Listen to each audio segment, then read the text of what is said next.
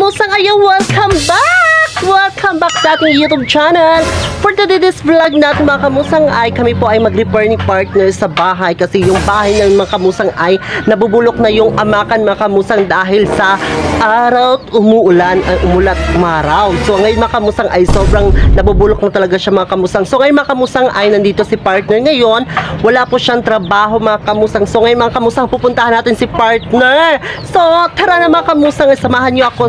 So dito tayo mga kamusang. O ayan yung bahay namin. Then si partner si Benji mga kamusang, ito siya. Ayan.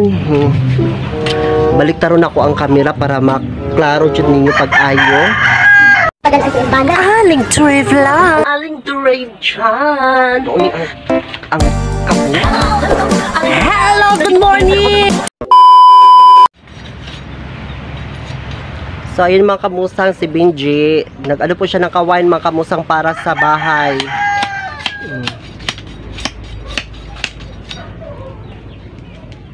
Tinanggalan niya ng ano, saan yung tanggalin mo be?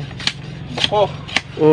Yung buko ng kawain mga kamusang tinanggal niya kay para sa ano, sa bahay mga kamusang. Na init kay be.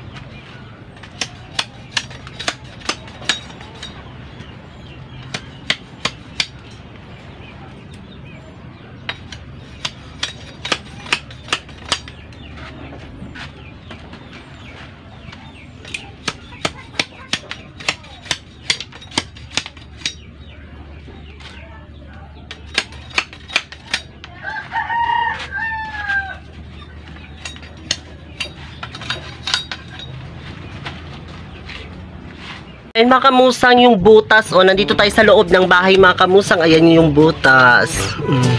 Sobrang napakalaki mga kamusang. So ayan, ito yung tsura niya mga kamusang. Dito tayo sa loob.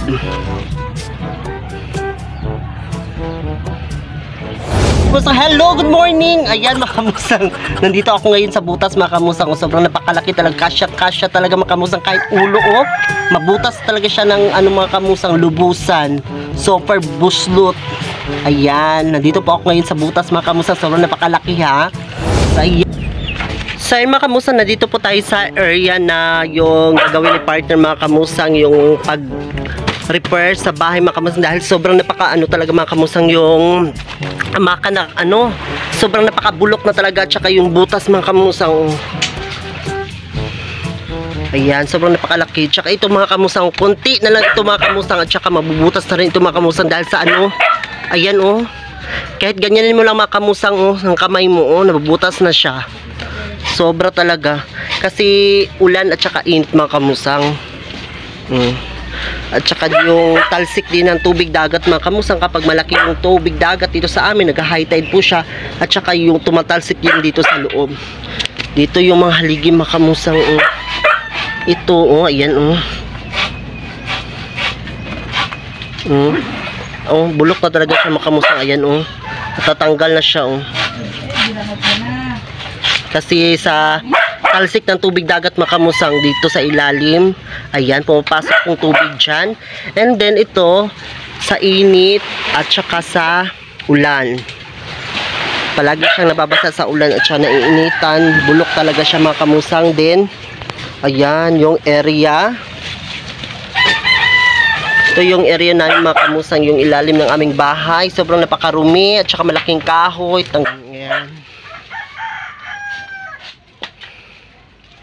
So ayan yung paligid ng aming bahay, mga kapitbahay namin. So ito sa kapatid ng partner ko,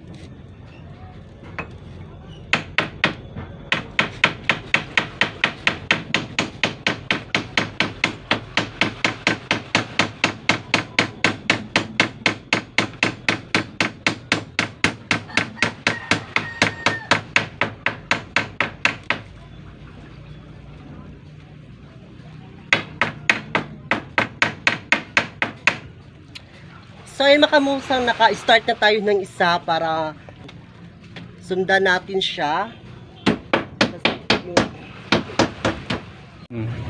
Dogo. Ano?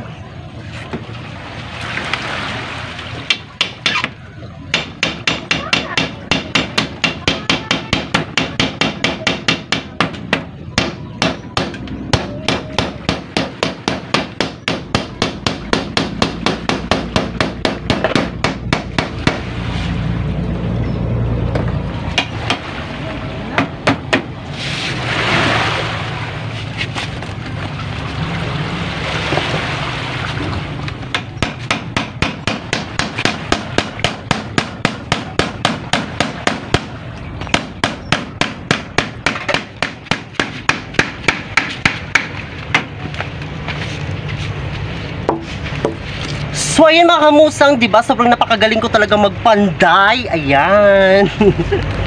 Tapos si partner yung naggagabas, ako naman yung nagpapanday. Ang panday, diba? So ayun mga kamusang. Happy lang, diba?